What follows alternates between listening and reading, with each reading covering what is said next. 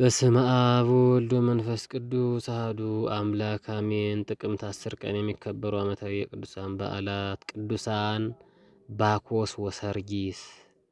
ሰማዕትነት በክርስትና ለሃይማኖት የሚከፈል የመጨረሻ ዋጋ መስዋዕትነት ነው። ሰው ለፈጣሪው ሰውነቱን ሊያስገዛ ሀብት ንብረቱን ሊሰጥ ይችላል። ከስጦታ በላይ ታላቅ ስጦታ ግን ራስን አሳልፎ መስጠት ነው። ራስን መስጠት በትዳርም ሆነ በምናኔ ውስጥ ይቻላል። የመጨረሻ ደረጃው ግን ሰማዕትነት ነው። አማን መነኑ ሰማዕት ጣይማ ለዝ ዓለም ወተአገሱ ሞተ መሪረ በእንተ መንግሥተ ሰማያት እንዳለው ቅዱስ ኤፍሬም ሶርያዊ ሰማዕታት ማለት መራራው ሞት ስለ ክርስቶስ ፍቅር ሲሉ መታገስ ነው እንዳለ እርሱ ቅሉ መድኃኒታችን ኢየሱስ ክርስቶስ የምድር ጌታ ሲሆን ኀፍረተ መስቀልን ታግሶ ሙቶልን የለ። በዓለም ያሉ ብዙ እምነቶች ስለ መግደል በቀጥታም ሆነ በተዘዋዋሪ ያስተምራሉ። ክርስትና ግን መሞትን እንጂ መግደልን የሚመለከት ሕግ የለውም። እርሱ ባለቤቱ ጠላቶቻችሁን ውደዱ፣ የሚረግሟችሁን መርቁ፣ ስለሚያሳድዷችሁ ጸልዩ ብሏልና። ነገር ግን ዕለት ዕለት ራሳችን በሃይማኖት በምግባር ካልኮተኮት ነው ክርስትና በአንድ ጀንበር ፍጹም የሚኮንበት እምነት አይደለምና በፈተና መውደቅ ይመጣል። በተለይ የዘመኑ ክርስቲያኖች ወጣቶች ልናስተውል ይገባል። የቀደሙ ወጣት ሰማዕታት ዜና የሚነገረን እንድንጸና ከነሱ እንድንማር ነውና። እስኪ ለዛሬ ደግሞ በአጭሩ የቅዱሳን ባኮስና ሰርጊስን ዜና እንካፈል። እነዚህ ቅዱሳን የዘመነ ሰማዕታት ፍሬዎች ናቸው። ባኮስና ሰርጊስ ወይም ሰርጊዮስ የልጅነት ጀምሮ ባልንጀሮች ጓደኛሞች ናቸው። በ3ኛው መቶ ክፍለ ዘመን በሮም ግዛት ስር መክስሚያኖስና ዲዮቅልጥያኖስ እስከነገሱበት ዘመን ድረስ በአንጻሩ ቢሆን ሰላም ነበር። ታዲያ በዚህ የሰላም ጊዜ ሁለቱ ቅዱሳን ጓደኛሞች ስራ አልፈቱም ነበር። ጾምን ጸሎትንማ በጎ ምግባርን ሁሉ ይከተሉ ነበር። ለመከራ ዘመን ስንቅ የሚሆን በሰላሙ ዘመን የተያዘ ስንቅ ነውና።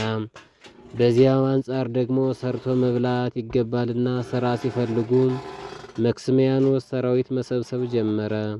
እነርሱም ከሰራዊቱ ዘንድ ተቆጥረው የምድራዊ ንጉሥ ጭፍሮች ሆኑ። በእርግጥ በዘመናችን ለክርስትና አይመቹም ከሚባሏቸው ስራዎች አንዱ ውትድርና ነው። ነገር ግን ብዙ ቅዱሳንን ስትመለከቷቸው ሙያቸው ይኸው ነበር። ቅዱሳን ባኮስና ሰርጊስ ጊዜው የሰላምም ይሁን የጦርነት ይጾማሉ፣ ይጸልያሉ፣ ይመጸውታሉ። እንዲያ እያሉ ዘመናት አለፉ። ከቆይታ በኋላ ግን ሰይጣን ያደረበት ንጉሡ መክስሚያኖስ ጣዖት አመለከ። አዋጅም አስወጥቶ ክርስቲያኖችን ያሰቃይ ገድል ዘንድ ያዘ። ቅዱሳኑ ይሄን ሲሰሙ አዘኑ። ቁጭ ብለው ተወያዩ። በልባቸው ፍቅረ ክርስቶስ ይነድ ነበርና ወጣትነታቸው፣ መልካቸው፣ ተወዳጅነታቸው ሁሉ ሊያታልላቸው አልቻለም። እንደ አንድ ልብ መካሪ፣ እንደ አንድ ቃል ተናጋሪ ሆነው ስለ ሃይማኖት ሲሉ ወሰኑ። በማግስቱም ንጉሡ ወደ ሹመው የቅርብ አለቃቸው ቀረቡና የምንነግርህ ነገር አለን ስማን አሉት። እሺ ሲላቸው በወገባቸው ያለውን የክብር መታጠቂያ የክብር ልብሳቸውን በፊቱ ወረወሩለትና እኛ የክርስቶስ ጭፍሮች ነንና ከዚህ በኋላ ላንተ ለጣዖት አምላኪው አንታዘዝም አሉት። መኮንኑ ነዶታልና አስገረፋቸው፣ አሳሰራቸው። በረሃብ በጥም በብዙ መክፈል ተኮነን ያሰቃያቸው። እነርሱ ግን ጽኑዓን ነበሩና አልቻሏቸውም። ጥቅምት 4 ቀን በሆነ ጊዜ ግን ሁለቱም ሊለያዩአቸው ወሰኑ። ቅዱስ ባኮስን ለብቻው ወስደው ትልቅ ድንጋይ በአንገቱ ላይ ያሰሩበትና ባህር ውስጥ አሰጠሙት። ንጉሱም ከስጋው ስትለይ ነፍሱም ከስጋው ስትለይ ባህር ወደ ዳር አስወጣችው። በአካባቢውም ባባና ማማ የሚባሉ ባሕታውያን ነበሩና እግዚአብሔር እንዲገንዙት አዘዛቸው። ሲሄዱም ቅዱስ ስጋውን አንበሳና ተኩላ ሲጠብቁት አግኝተው በታላቅ ዝማሬ ገንዘው በራሳቸው ተሸክመው ወስደው በበዓታቸው ውስጥ ቀበሩት። ቅዱስ ሰርጊስን ደግሞ ከ6 ቀናት በኋላ ካሰሩት በኋላ በዚች ቀን እጁንና እግሩን በእንጨት ላይ ቸንክረው በእንስሳት ጭራ ላይ አስረው ሲጎትቱት ውለዋል። አንገቱን በሰየፉት ጊዜም አንዲት ወጣት ደሙን ተቀብላ በረከትን አግኝታለች። የመከራ ዘመን ካለፈ በኋላም ለቅዱሳኑ ቤተክርስቲያን ታንጾ በዚች ቀን ተቀድሷል። ተአምራትም ታይቷል። አምላከ ሰማዕታት ጽንዓት ትዕግስታቸውን አሳድሮብን ከበረከታቸውም ይክፈለን። ጥቅምት 10 ቀን ቅዱሳን ጓደኛሞች ባኮስና ሰርጊስ ሰማዕታት። ቅዱስ ዮሐንስ መስተጋድል፣ አባ አውማኒዮስ ሊቀ ጳጳሳት ይታሰባሉ።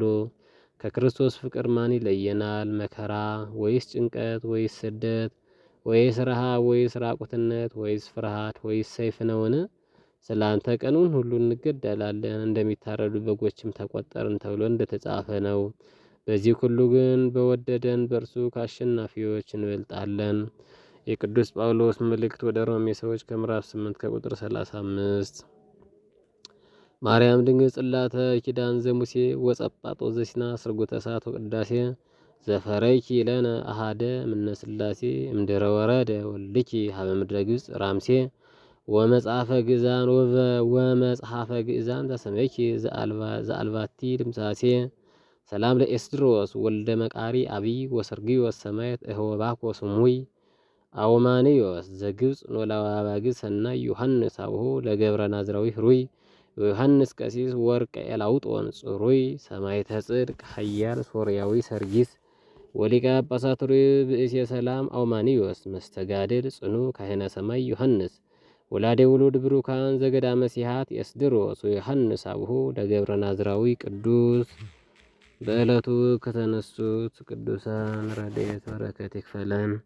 ወስብሐት ለእግዚአብሔር ወለወላዲቱ ድንግል ወለመስቀሉ ክቡር አሜን።